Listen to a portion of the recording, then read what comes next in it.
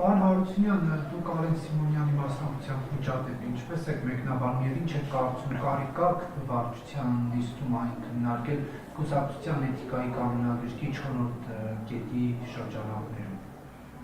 Մեջբերեմ, թե հիշում եք 4-րդ կետը։ Չէ, հիշում եմ եւ այսօր այստեղ գալուց իմ գործընկերների ճեպազրույցներն էին նայում եւ այդ ընթացքում արդեն անգիր արեցի ձեր հարցը, որովհետեւ բառացիորեն կրկնվում էր, ոչ չեմ տեսնում, որովհետեւ ազգային ժողովի նախագահի նկատմամբ եղել է լուրջ սադրանք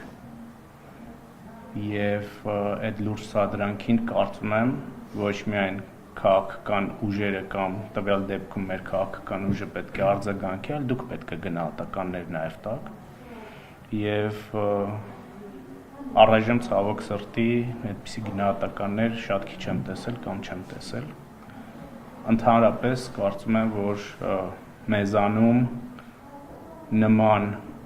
միջադեպերը պետք է դատապարտելի լինեն եւ անթույլատրելի լինեն սադրանքները։ Եվ այո, որոշ առումով նաեւ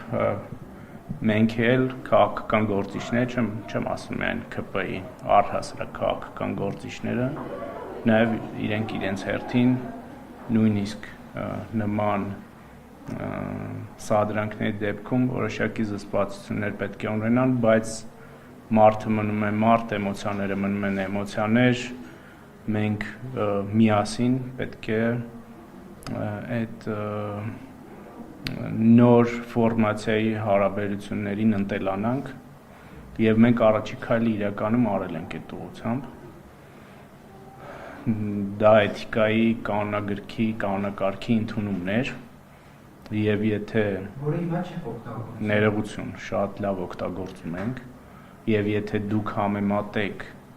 մեր քաղաքական գործիչների զսպվածությունը, կոռեկտությունը, հայտարարությունների չափված ձևացությունը, ասենք օրինակ մինչեւ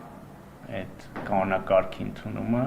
ապա սարերի եւ ձորերի տարբերություն կարձանագրեք, եթե ազնիվ եք ձեր մղումներում։